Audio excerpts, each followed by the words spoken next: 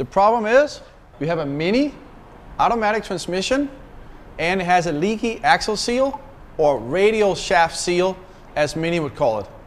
And normally that wouldn't be a big deal, but in this case, on a Mini with an automatic transmission, in order to replace the right side axle seal, you have to remove the transmission. As a matter of fact, if you print out the work instructions for a car with automatic transmission, the very first thing it tells you to do is to remove the transmission.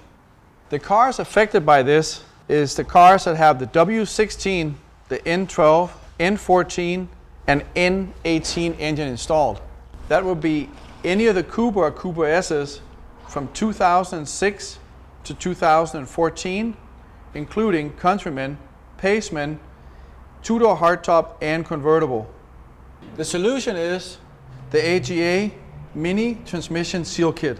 This kit allows you to remove and replace the transmission seal correctly in a fraction of the time. Let me show you how. Remove the two 21mm nuts holding the lower ball joint in place.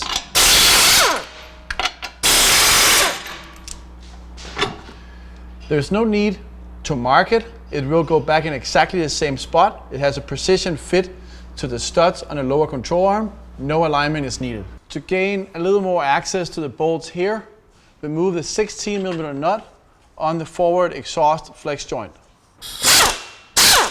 This allows the forward part of the exhaust to move around. It is not necessary to remove this from the vehicle in order to replace the seal. However, during the filming, we'll take it out so you can see what's going on. Now that the exhaust is loose, remove the two 16mm bolts that holds the lower dog bone mount in place. Remove the lower and the upper bolt in the axle carrier bracket. With the pry bar, gently pull out on the right axle shaft. With your hand, push out on a tire, and with your other hand, push up on the axle. It's not necessary to take the axle out. As long as you push it out and push it up, and it sits on top of the transmission, that saves a lot of time. Remove the 4 mounting bolts to create even more space. Now that we have the leaky axle seal exposed and the parts out of the way, we are ready to do the modification on the block and replace the seal. Start recleaning the excess oil off the area. Apply tape to the torque converter area so that no metal shavings can enter. Be careful not to cover the seal area. For this next operation, I have an engine and a transmission out of a car. You can see what the issue really is.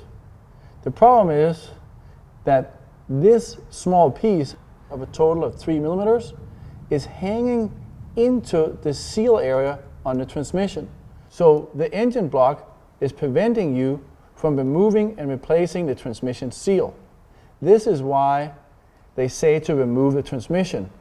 So what we're going to do, instead of doing all that, is just remove this little bit of material and allow us to remove and replace the seal.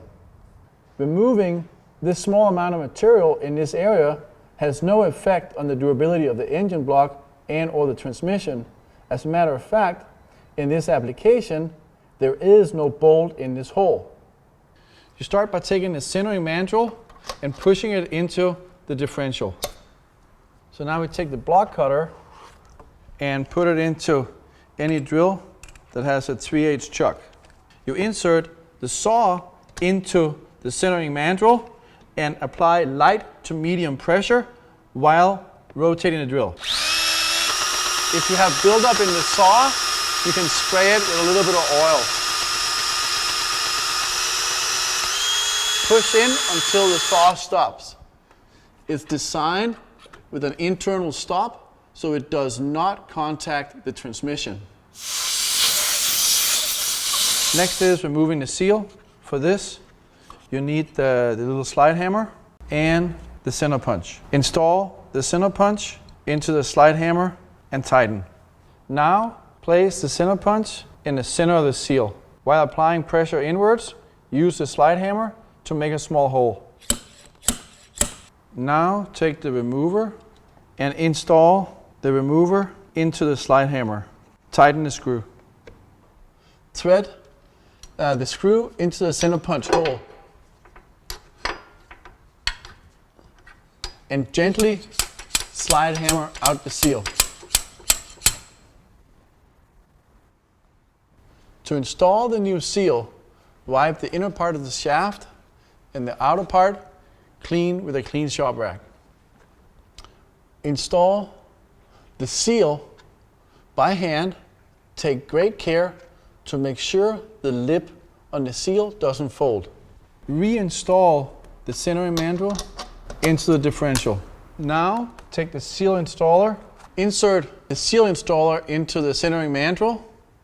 Have the flat side of the seal installer towards the machined step. Gently tap it in with a hammer until the tool makes contact and the seal is seated. The seal installer has a machined step that ensures that the seal gets installed to the correct depth. This seal installer works on right and left side of the transmission, but remember to have the centering mandrel installed when you use the tool. Now that we have the axle seal replaced, it is time to fill the differential fluid. You start with taking 10mm socket and removing the drain plug in the bottom. There is an insert coming up that allows the fluid to be set to the correct level. To fill the transmission, you use a special socket provided in the kit that fits onto the fill plug. Take care not to confuse the fill plug with other ports in the transmission. Now, with the fill plug removed, you continue to add fluid until it runs out of the bottom hole. Allow it to finish dripping and reinstall the drain plug on the bottom. Install and tighten the fill plug on the top.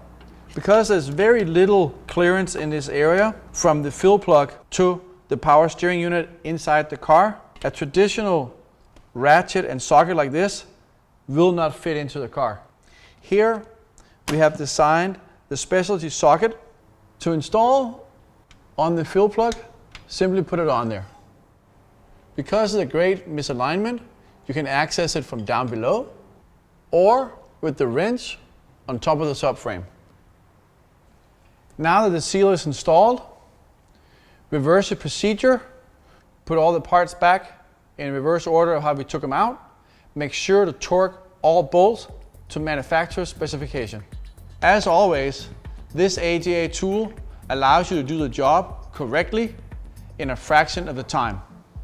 This saves the customer an awful lot of money and actually allows you to get the job. For more information or to purchase this tool, visit agatools.com. Thank you for watching and make sure to subscribe.